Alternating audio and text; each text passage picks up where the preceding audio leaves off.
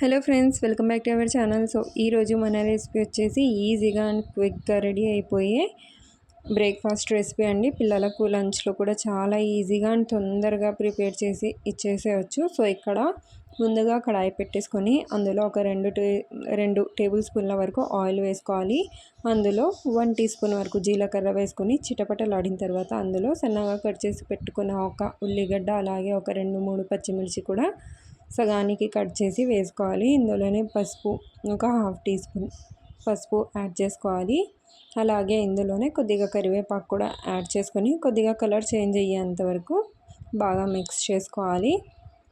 So ఇలా colour change అయిన తర్వాత ఇందులో ఒక 1/2 టీ స్పూన్ వరకు అల్లం వెల్లుల్లి పేస్ట్, అలాగే మెంతం కూర ఉంటుంది కదండి, అది ఒక కట్ట వేసాను అనమాట, చిన్న కట్ట.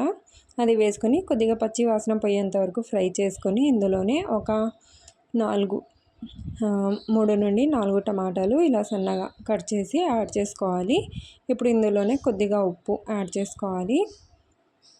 సో ఉప్పు యాడ్ చేసుకొని బాగా టమాటాలు మెత్తగా మగ్గేంత వరకు కుక్ చేసుకోవాలి. ఇలా లిడ్ పెట్టేస్తే తొందరగా టమాటాలు అనేవి మగ్గిపోతాయి.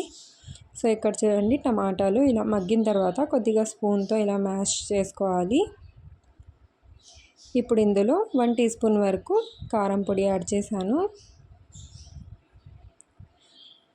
సో కారం పొడి కూడా వేసుకొని ఇందులో నుంచి ఆయిల్ సపరేట్ అయ్యేంత వరకు బాగా మిక్స్ చేసుకోవాలి. సో ఆయిల్ సపరేట్ అయిన తర్వాత నేను ఆల్రెడీ రైస్ని కుక్ చేసి పెట్టుకున్నానండి. పిల్లలకు లంచ్ కోసం చేస్తున్నాను కాబట్టి ఫ్రెష్గా రైస్ కుక్ చేసి పెట్టుకున్నాను. ఒకవేళ మీరు బ్రేక్ఫాస్ట్ కోసం అయితే నైట్ మిగిలిన రైస్తో కూడా ఇలా చేసుకోవచ్చు. ఇప్పుడు నేను కుక్ చేసి పెట్టుకున్న రైస్ని ఇందులో యాడ్ చేసుకొని అలాగే రైస్కి సరిపడినంత ఉప్పు కూడా యాడ్ చేసుకోవాలి. యాడ్ చేసుకొని బాగా మిక్స్ చేసుకోవాలి. నేను ముందు ఉప్పు యాడ్ చేశాను కదా, జస్ట్ ఆ కర్రీకి సరిపడినంత యాడ్ చేశాను.